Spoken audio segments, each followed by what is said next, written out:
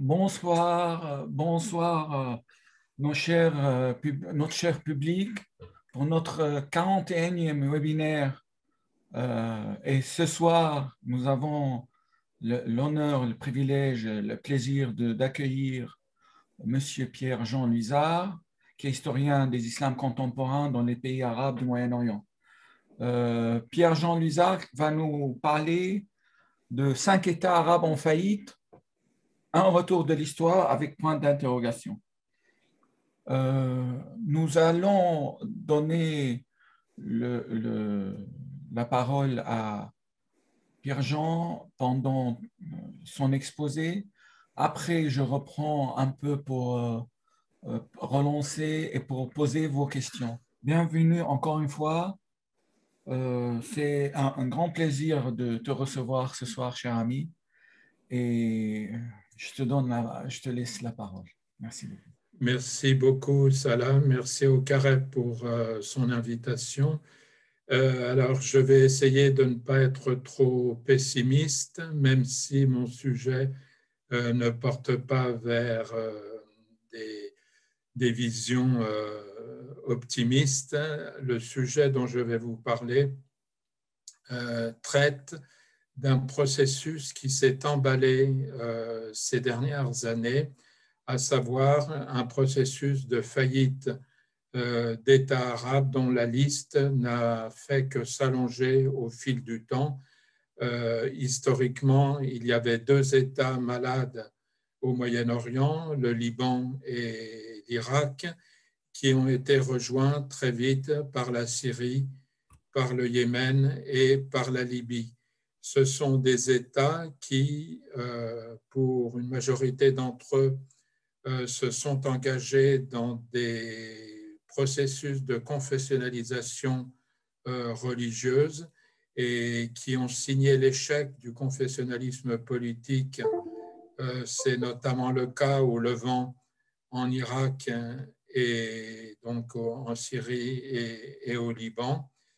Et il y a également un processus d'affrontement confessionnel entre les 2 plus grandes branches de l'islam, à savoir le sunnisme et le chiisme, dont est victime le Yémen avec cette guerre inexpiable entre les houthistes qui appartiennent à une branche du chiisme, même si eux-mêmes ne se reconnaissent pas en tant que tels comme chiites.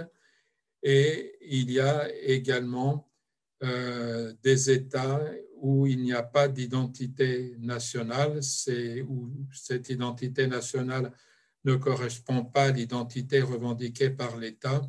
Et là, je parlerai notamment du cas libyen, puisqu'il ne s'agit pas là de problèmes confessionnels en Libye, mais d'une question simple. La Libye existe-t-elle ou bien a-t-elle été créée de toutes pièces sans aucun accord des populations concernées par le colonisateur italien, donc en 1911-1912. Alors, je vais énumérer un certain nombre de points communs qui ne passent pas inaperçus dans ces processus qui sont malgré tout différents les uns des autres. Il y a d'abord une faillite de l'État dans ses missions régaliennes que l'on a pu voir à partir de 2011 avec l'émergence de sociétés civiles qui réclamaient des services publics. Et on sait que les sociétés civiles l'ont fait au début sur un thème unitaire, notamment en Syrie et en Libye et au Yémen, et que très vite, ce besoin d'unité a éclaté sur des lignes confessionnelles à cause de l'incapacité des autorités à répondre autrement que par la répression.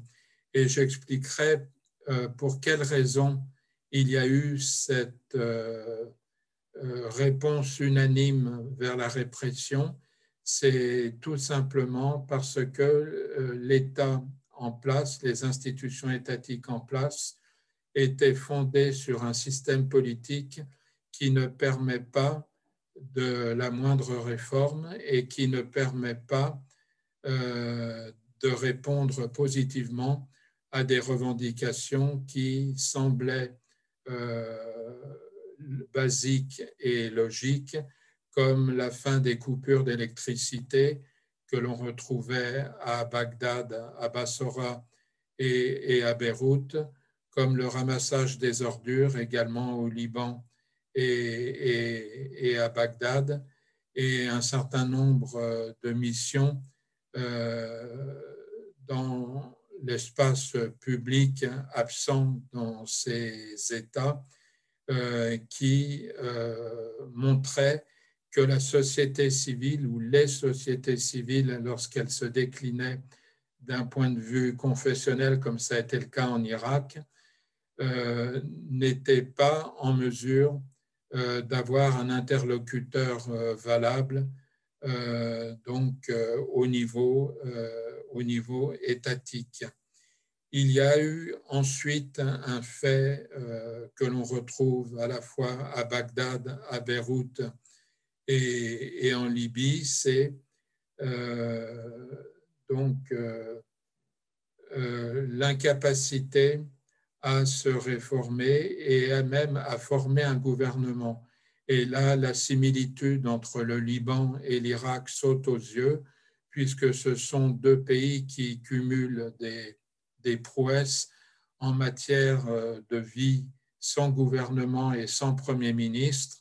On sait qu'à Beyrouth, comme à Bagdad, la formation d'un gouvernement répond à des quotas, muhassasa en arabe, qui imposent un certain nombre de règles qu'il est pratiquement impossible de satisfaire et qui sont des règles basées sur l'importance présumée démographique de la communauté, même si le principe est officiel au Liban et officieux en Irak, puisque le confessionnalisme politique n'est pas officiellement déclaré comme au Liban à Bagdad, mais les résultats sont les mêmes, avec un président de la République à Bagdad kurde,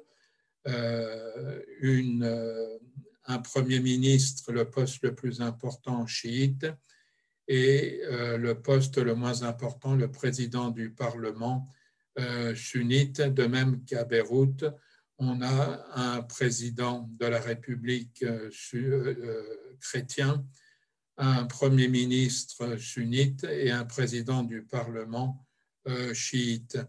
Donc, ce sont des systèmes politiques mortifères qui ont pour résultat d'anéantir tout espace public et toute appartenance commune à une même société et qui renvoie chacun à son identité confessionnelle. Et la meilleure preuve en est que les partis politiques non confessionnels ont pratiquement disparu de la scène politique au profit de partis confessionnels chiites, kurdes, sunnites, druzes et autres.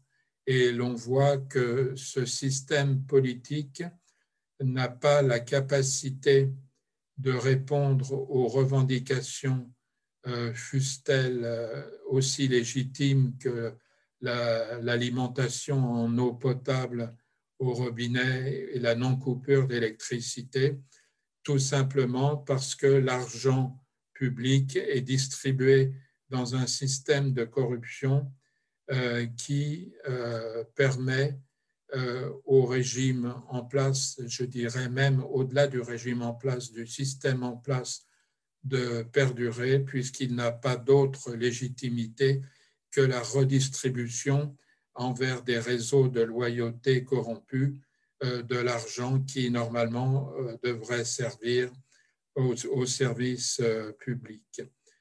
Alors, il y a également, donc je l'ai dit, des régimes autoritaire, c'est le cas du régime syrien. En ce qui concerne les régimes qui ont chuté à partir des printemps arabes de 2011, on peut citer le régime de Ali Abdallah Saleh au Yémen et évidemment le régime de Kadhafi en Libye.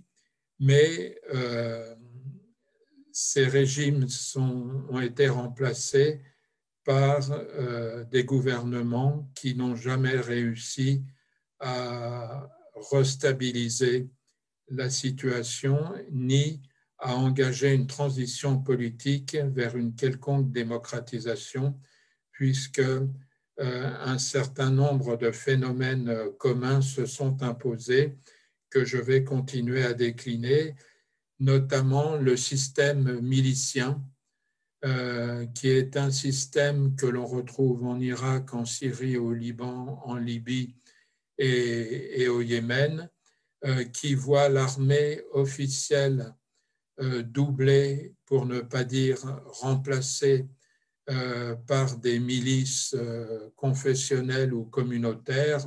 Bon, on a des milices et même une armée kurde au Kurdistan d'Irak qui interdit à l'armée irakienne officielle de pénétrer sans l'autorisation des autorités kurdes au nom d'un fédéralisme poussé à son extrême. Mais voilà, il y a une territorialisation des appartenances communautaires. Et si l'on fait aujourd'hui la carte du Moyen-Orient sur l'absence de souveraineté des États, on voit une peau de léopard depuis la zone kurde jusqu'aux différentes zones libanaises, en passant par le Yémen et la Libye, où les milices font la loi, se font la guerre et, encore une fois, traitent l'armée nationale comme une armée milicienne parmi d'autres. Parmi ces milices les plus puissantes, on peut citer la mobilisation populaire en Irak, qui a été créée à l'appel d'Ayatollah Sistani en 2014 pour sauver Bagdad de l'avancée de Daesh vers la capitale irakienne, et qui rassemble l'ensemble des milices chiites, même si un certain nombre de milices chiites, par hostilité envers l'Iran, s'en sont dégagées. La seconde milice la plus célèbre, c'est évidemment le Hezbollah au Liban, que l'on qualifie souvent d'État dans l'État, à juste titre, et qui dirige les zones qu'il contrôle, la majorité chiite, comme s'il était l'État à la place d'un État libanais défaillant. Et on l'a très bien vu à l'occasion de l'épidémie du Covid-19, où Nasrallah a fait un discours déclarant le djihad au virus et mettant les médecins, l'obéissance aux médecins et aux aides-soignants comme une obligation religieuse. Donc se substituant à un État dont c'est normalement la mission, une des missions régaliennes. Donc, système milicien, division des territoires sur une base communautaire. Ces systèmes miliciens ont été surtout organisés au sein des communautés chiites.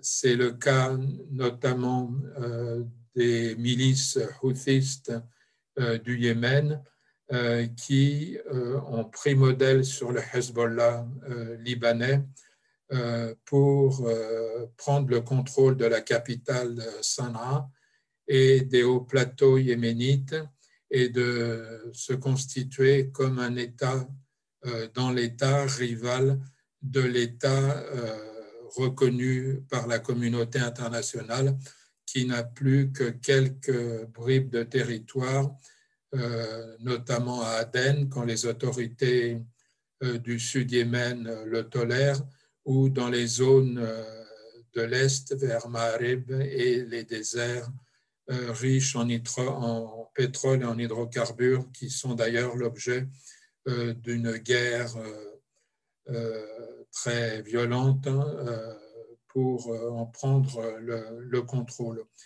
Mais quelques mots également sur les milices sunnites. Les deux plus célèbres sont évidemment l'État islamique et Daesh et Al-Qaïda, dont je ne vais pas développer l'histoire ni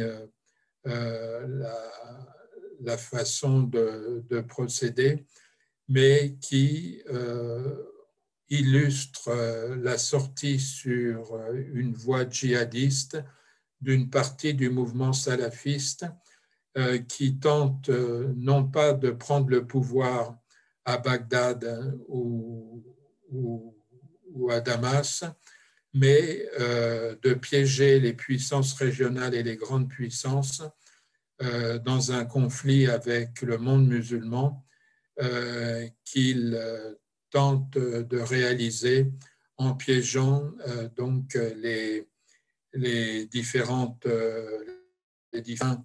des communautés concernées et les grandes puissances qui les soutiennent. Mais il y a aussi de nombreuses milices que je qualifierais d'islamistes, mais non djihadistes, comme les milices liées aux frères musulmans, qui sont encore nombreuses et importantes, notamment en Syrie, dans la poche d'Idlib, qui a accueilli les réfugiés d'Alep après la reprise de la grande ville du Nord par les forces syriennes secondées par le Hezbollah et les milices chiites, et également en Libye, où on sait que les frères musulmans ont rallié le gouvernement de Tripoli, donc gouvernement reconnu par la communauté internationale, même si cette reconnaissance est très largement fictive. Je dirais quelques mots des milices locales, les milices chrétiennes, les forces libanaises, les milices druzes, les au Parti socialiste progressiste, des Jumblat. Et voilà, pour conclure, que ce système milicien est l'illustration de la faillite des armées qui, à l'époque où les régimes autoritaires avaient encore une autorité, ont été le bras armé de ces régimes contre des sociétés contre lesquelles elles ont été en guerre. Et l'exemple le plus flagrant en est l'armée irakienne, la première armée irakienne fondée en 1921 sous le mandat britannique et qui a été en guerre contre sa société pendant plus de 80 années, avec seulement quelques années de répit, notamment au Kurdistan, sous les premiers régimes républicains, celui du général Qassem et le début du régime de Saddam Hussein, mais qui ont mené une guerre inexpiable, notamment contre la communauté chiite, à partir des années 70, faisant plusieurs centaines de milliers de morts, et c'est probablement là que ce système délétère a été le plus mortifère.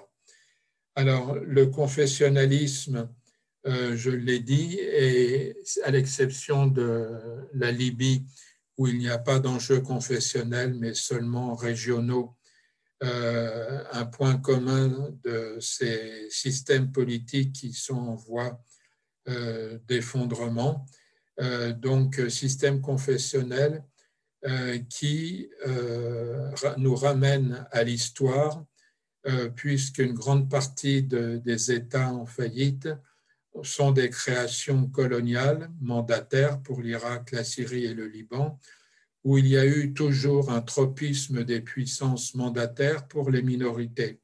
Ça a été le cas en Irak où les Britanniques se sont fondés sur la minorité arabe sunnite entre 1920 et 2003 contre la majorité chiite et kurde.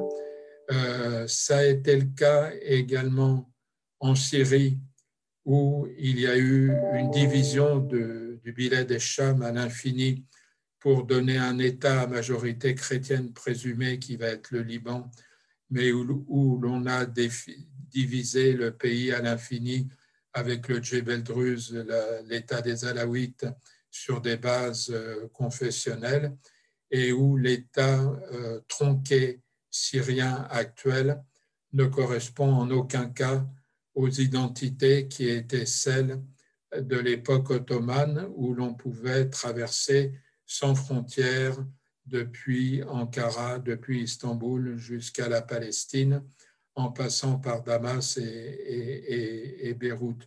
Donc, des États au territoire artificiel qui n'ont pas été reconnus, sinon par des élites issues de minorités. Et une bonne illustration de mon propos est le Liban, où la puissance mandataire française a réussi à piéger les communautés libanaises en passant des accords avec les élites politiques et sociales confessionnelles. Ça a été le cas avec les maronites, avec les druzes, avec les sunnites.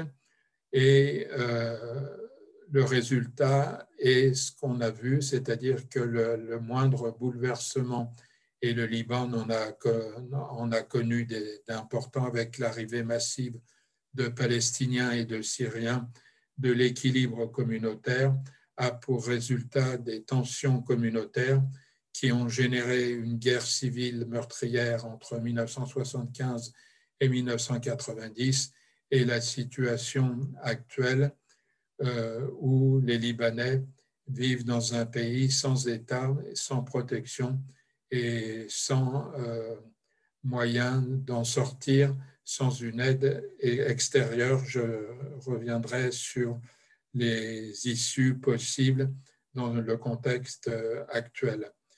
Alors,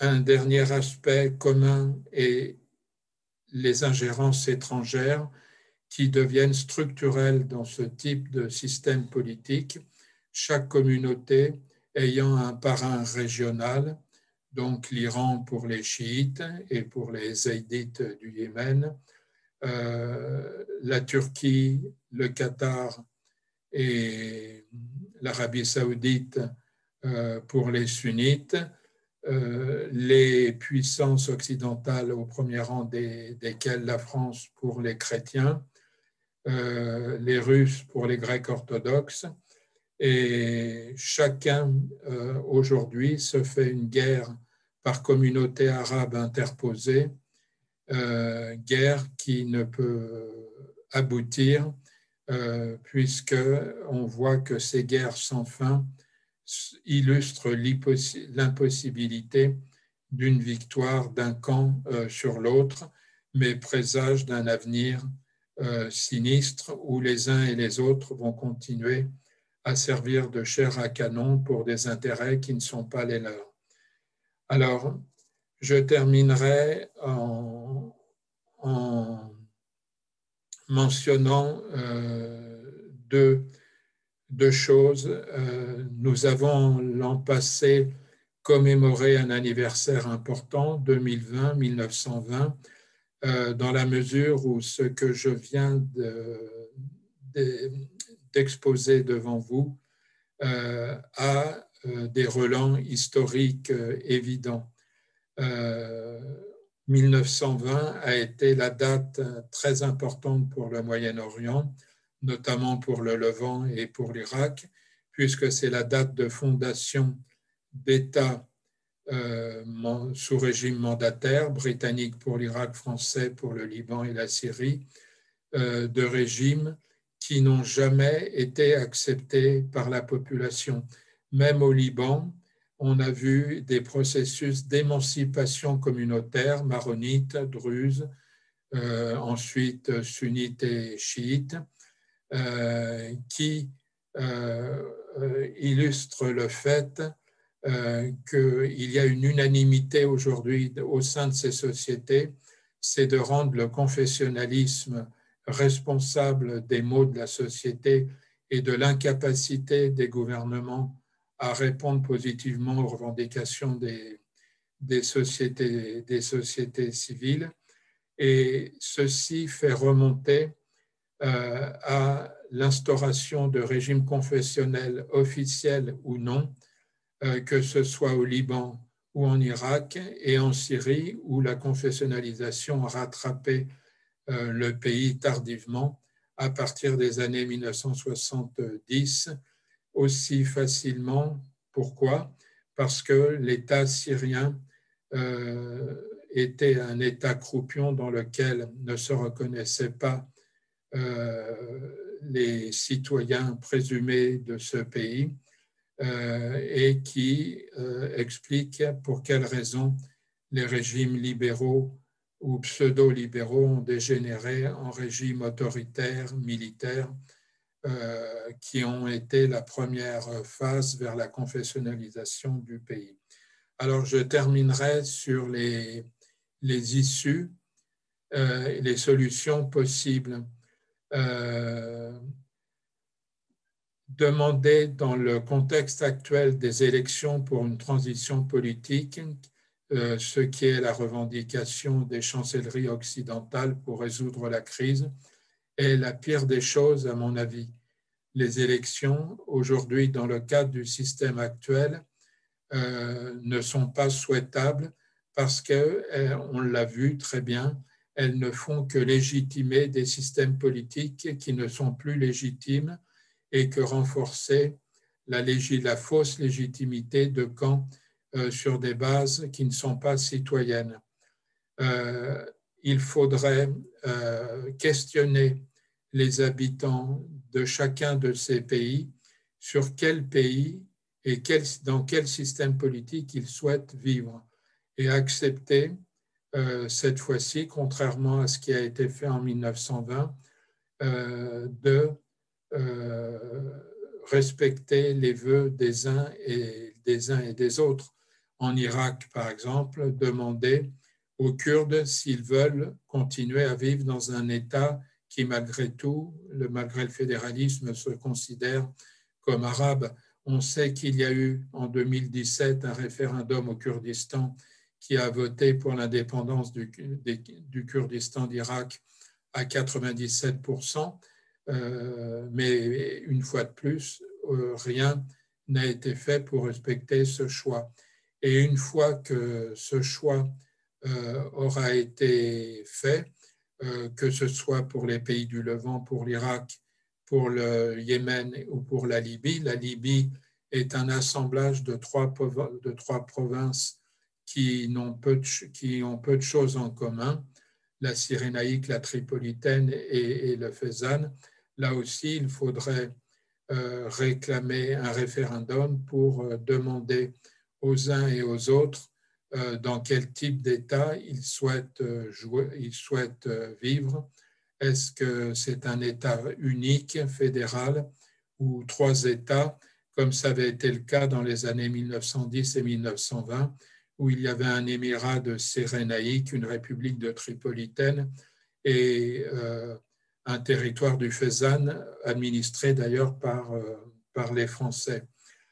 Et je voudrais saluer, pour terminer, la mission de Hassan Salamé en Libye, qui est le seul exemple d'entreprise au nom d'une communauté internationale qui se porte bien mal puisqu'elle est la somme des rapports de force existants, mais il a paru pouvoir s'en émanciper un moment Et au-delà des luttes intestines entre régions, entre Haftar et Tripoli, il a su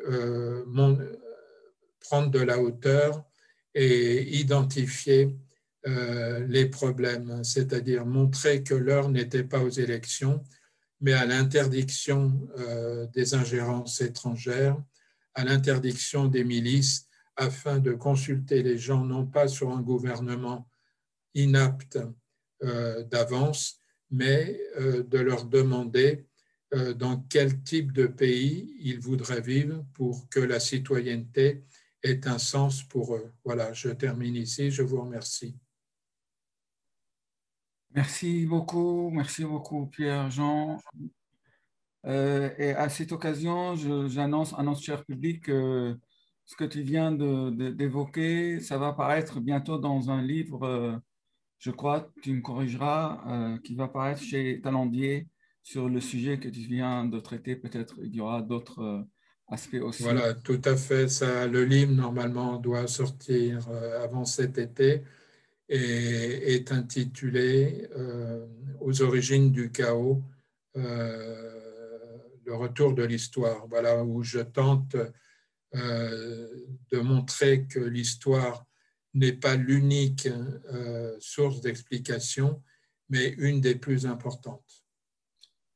Pour revenir un peu sur la première partie où tu évoquais la milicisation de la scène dans ces différents pays, j'aimerais bien que t'interroger sur un phénomène un peu particulier, notamment en Syrie, c'est-à-dire le pouvoir central, même si c'est en Irak, ça existe aussi, mais en Syrie, c'est beaucoup plus flagrant. Comme il a perdu beaucoup de ses forces officielles, il fait appel maintenant plutôt à des milices locales pour contrôler les différentes provinces. L'armée syrienne qui comptait 400 000 avant 2011, maintenant l'armée syrienne ne dépasse pas le nombre de 40 000. Donc le contrôle territorial est impossible avec ce peu de soldats. Il y a maintenant, comme au Moyen Âge, quand on octroyait une zone à une milice locale pour la contrôler et récolter les taxes pour s'auto-financer. Est-ce que c'est un phénomène particulier à la Syrie ou aussi on peut dire la même chose de l'Irak?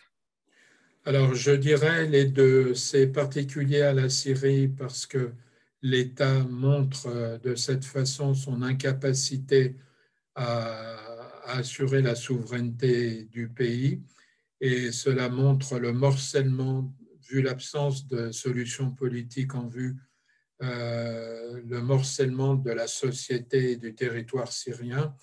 Faire une carte des zones syriennes est aujourd'hui une gageure parce que cela change pratiquement chaque jour et il y a de nombreux groupes dont beaucoup sont plus ou moins identifiables. Donc cela montre le morcellement de l'histoire du territoire syrien et le fait que la victoire entre guillemets du régime de Bachar el-Assad ne peut pas avoir de lendemain et qu'il serait suicidaire de compter sur ce régime pour engager une quelconque transition.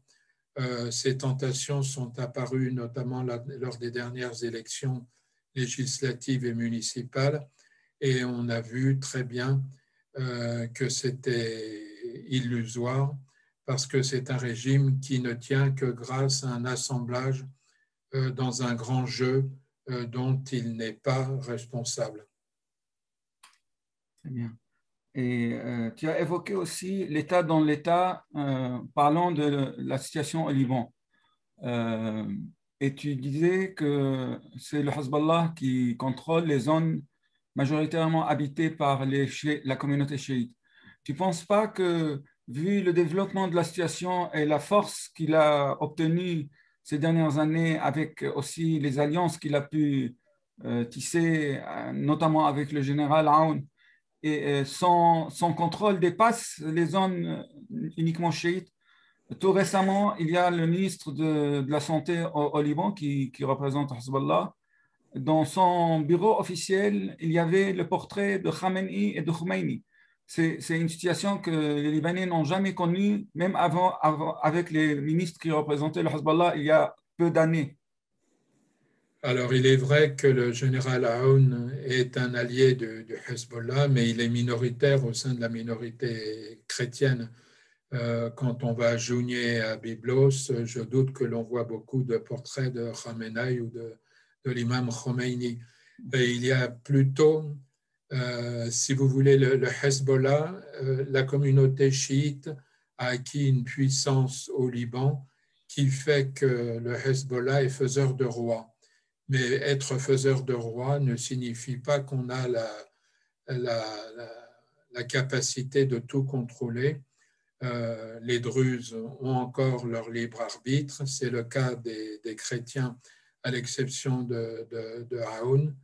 Et même au sein de la communauté chiite, on voit que, par exemple, le Mufti Ja'fari de la communauté chiite libanaise n'hésite pas à prendre le contre-pied de Nasrallah sur un certain nombre de sujets. Donc, le Liban est un pays que je qualifierais d'incontrôlable. Et quand je disais État dans l'État, c'est État de type libanais, c'est-à-dire un État qui ne contrôle en fait que sa communauté. Tout à fait. Tu as évoqué la situation en Libye et tu as dit qu'il faut peut-être faire recours à des consultations auprès de la population locale pour savoir la forme de l'État qu'elle désire. Cela nous ramène à 1920, l'arrivée du mandat français en Syrie et la volonté des Français de diviser la Syrie, comme tu viens de le dire, en plusieurs États à base confessionnelle. Et à cause de cette division voulue par la force mandataire, il y a eu la première révolution en Syrie en 1926 qui refusait ce partage de la Syrie entre communautés. Est-ce que maintenant, en 21e siècle, on va revenir sur quelque chose que la population avait rejeté, s'est révolté contre? Alors, la question est complexe parce qu'il est vrai que les États constitués, même s'ils ont été en guerre contre leur société de façon quasi permanente, ont quand même réussi à créer des identités. Ceci dit, ces identités sont variables. Euh, on n'est pas irakien de la même façon si on est chiite ou sunnite, encore moins si on est kurde. On n'est pas libanais de la même façon si on est chiite, maronite ou sunnite. On n'est pas syrien de la même façon suivant qu'on appartient au Bilad el-Sham, c'est-à-dire Alep, les grandes villes de l'Ouest, Damas, ou de la Djéziré.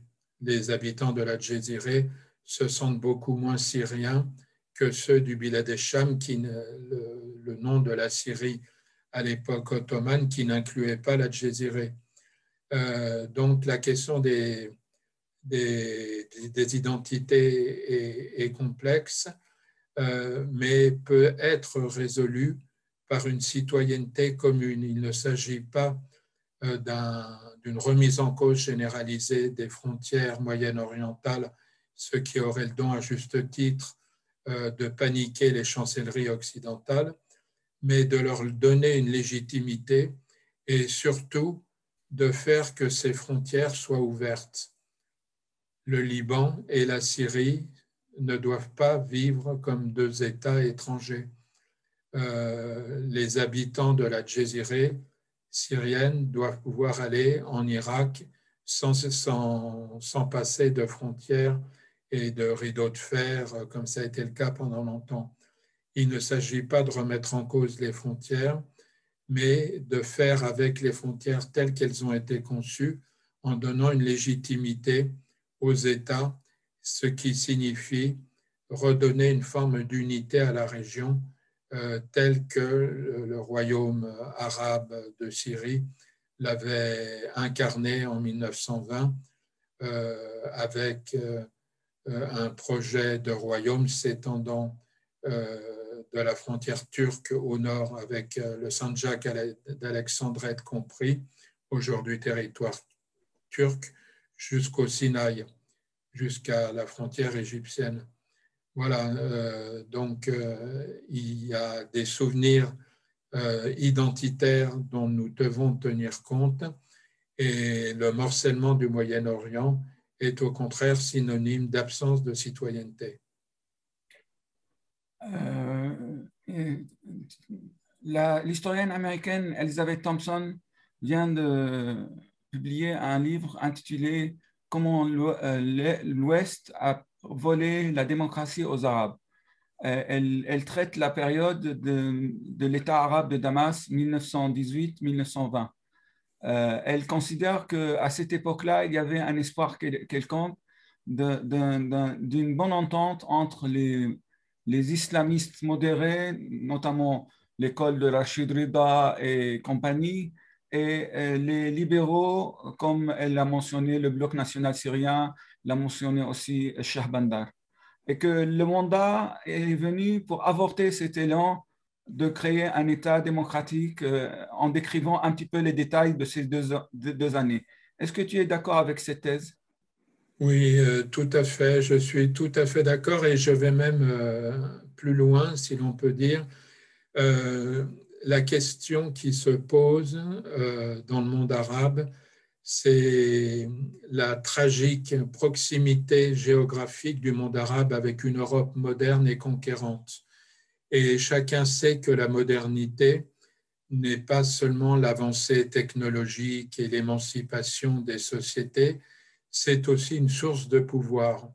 C'est aussi la légitimation de la dernière période coloniale, la mission civilisatrice chère à Jules Ferry, qui a confisqué toute avancée autonome des populations et des sociétés locales vers leur propre modernité.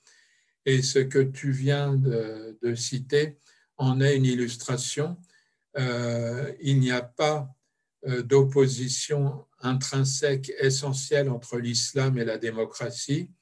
Il y a simplement le fait que l'avancée vers la démocratie a été confisquée par des puissances qui s'avançaient au nom des principes démocratiques en les utilisant pour des besoins de domination, et que cela aboutit à un divorce entre l'islam et des principes dans lesquels les musulmans ne croyaient plus, puisqu'ils pensaient que c'était de l'hypocrisie occidentale, des mensonges, et l'expérience du royaume arabe de Syrie de 1918 à 1920 en est une très bonne illustration, puisque les Français, il faut le dire, ont gâché une chance historique de voir l'islam avancer main dans la main avec les libéraux vers une voie démocratique qui ne soit pas une voie opposant les uns aux autres, mais au contraire les alliant.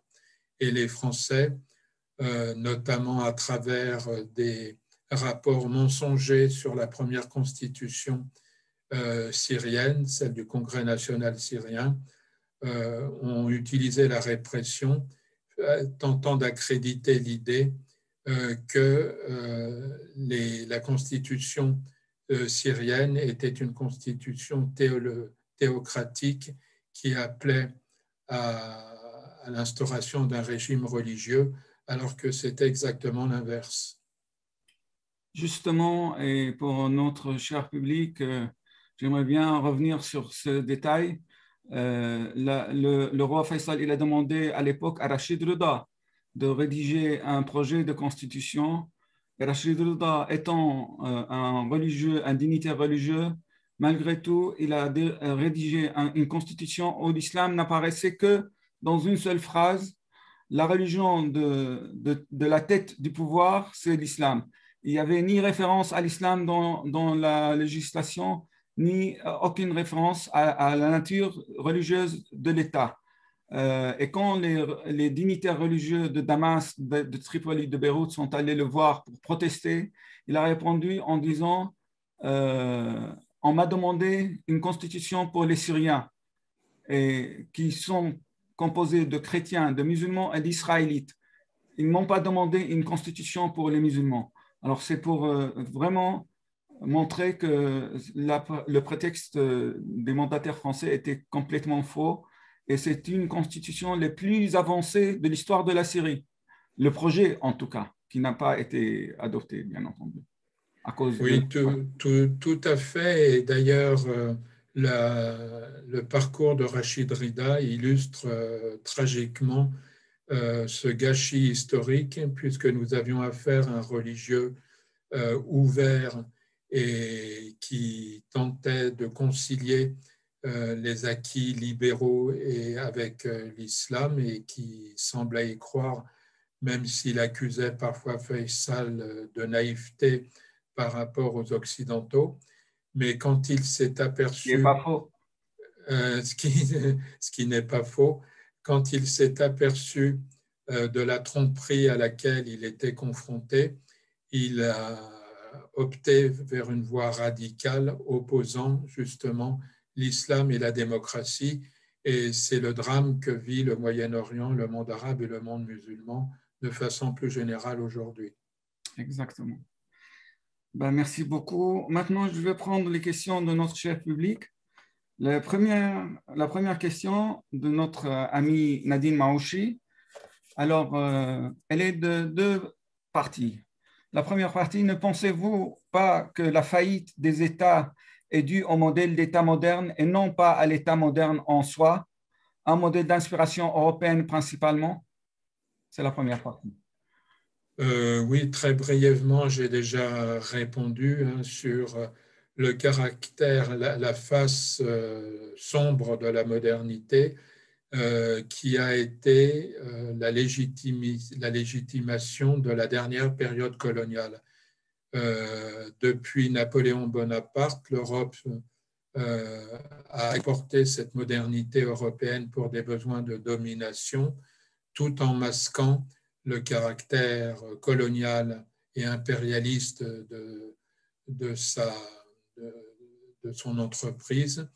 Et c'est la raison pour laquelle on a aujourd'hui de la part du monde musulman non pas quelque chose de réactionnaire, mais une modernité réactive à la modernité occidentale. Deuxième partie, dans ce cas, comment expliquez-vous la difficulté et même l'incapacité des élites d'opposition à critiquer les fondements de ce modèle, à prendre compte de manière positive la réalité anthropologique, confession, tribu et historique de chacune des sociétés concernées, sans remettre en cause les droits des individus? Alors, il est vrai que les sociétés moyen-orientales avaient ceci de spécifique, qu'elles reposaient sur l'importance des tribus et des identités tribales, locales, régionales. Ces identités auraient pu se dissoudre s'il y avait eu un espace public et une modernité laissant la voie ouverte à des individus émancipés de leur appartenance tribale. Or, ça n'a pas été le cas. Les États en place n'ont jamais été des États protecteurs et la seule protection possible, c'était la famille, le clan, la tribu et au-dessus la confession religieuse. Donc, il n'y a pas de malédiction arabe concernant le maintien du tribalisme, à mon avis, mais une faillite des États qui aurait dû accompagner la détribalisation des sociétés. Merci beaucoup.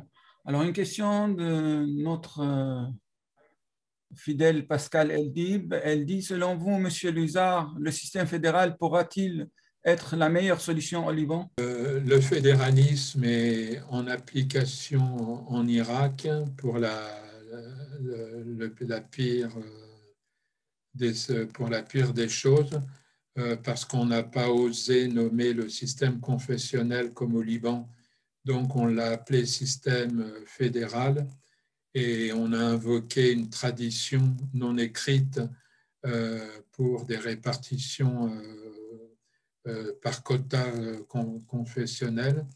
Donc, personnellement, je ne pense pas que la territorialisation des appartenances communautaires soit une solution. Mais la question, évidemment, se pose. On l'a vu notamment après les manifestations d'octobre de l'an dernier au Liban, où la majorité des manifestants conspuaient le confessionnalisme politique comme responsable des maux du Liban et de la faillite de l'État. Mais lorsqu'on leur demandait s'ils étaient favorables à une abolition soudaine du confessionnalisme par voie législative, ils avaient tellement peur du vide politique qu'ils préconisaient plutôt des déconfessionnalisations par étapes, c'est-à-dire d'abord une déconfessionnalisation sociale avec un statut personnel unique qui ne serait plus confessionnel, l'instauration du mariage civil et le fait qu'on n'oblige pas les gens à vivre ensemble s'ils ont peur les uns des autres. Par exemple, en Syrie, je pense qu'il faudra du temps pour que les alaouites et les sunnites et les chrétiens vivent à nouveau dans des quartiers mixtes. Donc, il faut que le temps passe et guérisse les blessures. Et Dieu sait si les blessures sont graves. Et en Irak, notamment, on sait que des amis d'enfance sunnites et chiites se sont dénoncés les uns les autres pour prendre possession des biens de la famille, de leur ami d'enfance. Donc, il faudra beaucoup de temps pour pardonner. Merci beaucoup. Alors, une question de M. Hussam At-Tamimi.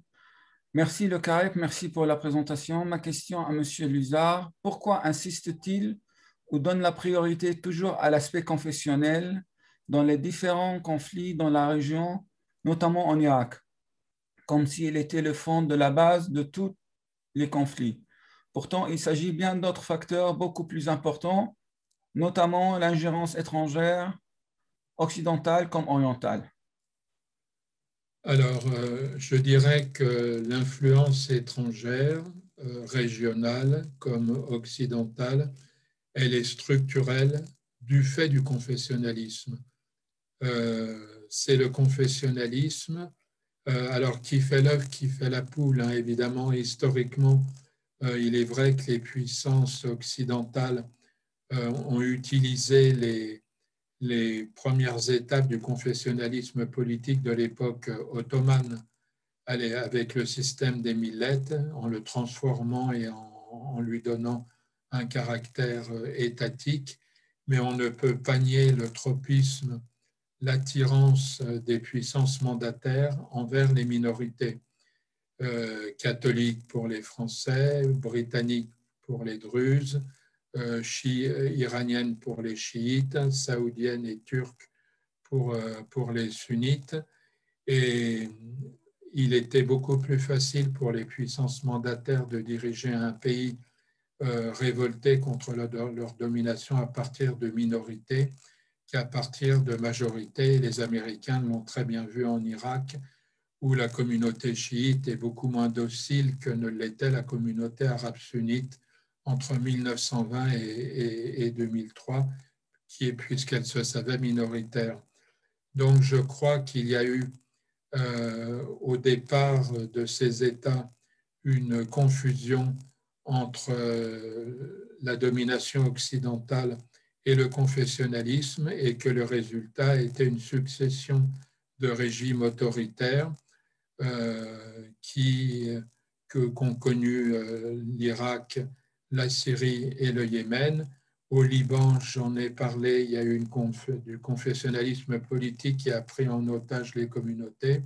Alors l'exception est la Libye où là il n'y a pas d'enjeu confessionnel, mais des enjeux régionaux et une absence d'identité nationale. Merci beaucoup. Une question d'un spectateur anonyme. Merci beaucoup pour cette claire synthèse. Peut-on vraiment consulter la population sur leurs états qu'ils désirent? Est-ce que cela ne contredit pas la citoyenneté et facilite la création des micro-États confessionnels ou tribales? Pourtant, l'unité nationale a été toujours l'objectif réclamé des partis dans la plupart des pays arabes. Vous avez dit aussi que l'élection dans le contexte actuel de ces États en question n'est pas praticable. J'aimerais bien que vous reveniez sur ce point. Alors, ces États moyen-orientaux sont aujourd'hui en miettes pour une bonne raison. Ça ne s'est pas passé, ce ne sont pas des victimes, ils sont à l'origine du destin tragique que connaît leur pays. Pourquoi? Parce que ce sont des États qui ont été fondés contre les sociétés. L'État irakien a été fondé après la défaite militaire des chiites et des Kurdes en 1920-1925. L'État syrien a été fondé après la défaite de Maysalun le 24 juillet 1920 et la chute du royaume arabe de Syrie. L'État libanais a été fondé par cet accord avec les élites communautaires des différentes confessions libanaises. Alors la seule exception, c'est effectivement le Yémen, qui n'est pas une création coloniale, mais où la modernité européenne s'est importée à travers des idéologies qui n'ont pas réussi à émanciper les sociétés, nommément le nationalisme et le marxisme, qui ont été des idéologies importées d'Europe pour les besoins de la lutte anticoloniale, mais qui se sont révélés incapables donc d'unifier le pays, que ce soit le nationalisme au nord ou le marxisme au sud. Donc, pour résumer, je dirais que la démocratie, on le sait maintenant pertinemment, n'est pas exportable. On ne peut pas exporter la démocratie, surtout lorsqu'elle est faite par la force et par les armes. Elle ne peut venir que d'une reconnaissance, d'une citoyenneté, et cette citoyenneté n'existe pas aujourd'hui. Il n'y a pas véritablement de citoyenneté syrienne, de citoyenneté libanaise, de citoyenneté irakienne, de citoyenneté yéménite, ni de citoyenneté libyenne. Et la meilleure chose serait de faire ce qu'avait fait la Société des Nations en 1919, c'est-à-dire un référendum en Irak demandant aux Irakiens quelles frontières ils souhaitaient, dans quel type d'État ils souhaitaient vivre. Et la réponse avait été claire, simplement, la Société des Nations n'en avait tenu aucun compte puisqu'elle a tardivement légitimé les mandats britanniques et les nouvelles frontières. En tout cas, maintenant, les Occidentaux ne cherchent pas vraiment à propager la démocratie. Au contraire, ils s'allient à des dictateurs, à des généraux, à des maréchals, comme on le voit très bien en Égypte, avec Haftar en Libye, avec les pays, quelques pays qui manquent beaucoup de démocratie, et ils trouvent que ça amène la stabilité et ça fait face aux flux migratoires. Oui, c'est l'illustration des contradictions structurelles du discours occidental qui dit une chose et fait son contraire. Nous avons prôné la mission civilisatrice à l'époque de Jules Ferry et ça s'est terminé par une domination coloniale de l'Algérie et de la Tunisie.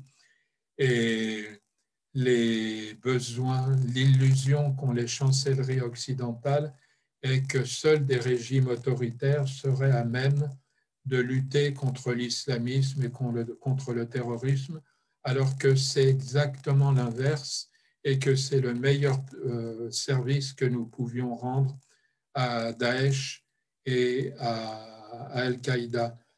Si Daesh et Al-Qaïda ont encore de beaux jours devant eux, c'est parce qu'aucune leçon n'a été tirée ni à Damas ni à Bagdad de leur expansion et que les systèmes en place sont considérés comme les vainqueurs parce qu'ils ont mis Daesh et Al-Qaïda en dehors de leur territoire, alors qu'ils l'ont fait non pas du fait de leur légitimité, mais du fait des ingérences extérieures. Tout à fait. Alors, une question de notre chère amie de Napoli, professeur Maria Donzelli. Elle demande proposer aux citoyens de choisir leur appartenance territoriale ne peut pas porter à une radicalisation identitaire. Ensuite, en plus, comment mettre en pratique un éventuel référendum parmi les citoyens si ceux-ci ne sont pas reconnus comme tels? Alors, comment fait-on pour lutter contre la radicalisation identitaire? Je pense que la meilleure façon de lutter contre la radicalisation minoritaire est de reconnaître les identités. Mais les nier, ça provoque l'effet inverse. Lorsque vous niez une identité, vous la radicalisez. Si les Kurdes aujourd'hui veulent l'indépendance, leur refuser l'indépendance les radicalise. Et on pourrait très bien imaginer une indépendance kurde amicale avec l'Irak arabe, ce qui avait été envisagé par les Alliés avant qu'ils trahissent leurs promesses envers les peuples de la région.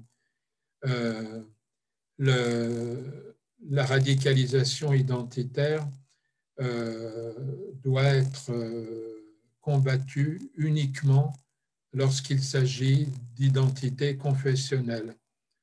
Je pense qu'il est impossible de voir un Liban fédéral sur une base confessionnelle et que la seule solution est la création d'une communauté nationale libanaise identitaire, transcommunautaire, transconfessionnelle, telle que le printemps arabe et le mouvement d'octobre 2020 l'a illustré, avec un État qui serait à même de jouer le rôle qu'un État doit jouer, c'est-à-dire le rôle de protecteur de ses citoyens, ce qui serait la meilleure façon de faire baisser ce qui empêche cette réunion aujourd'hui, c'est-à-dire la peur qu'ont les uns des autres.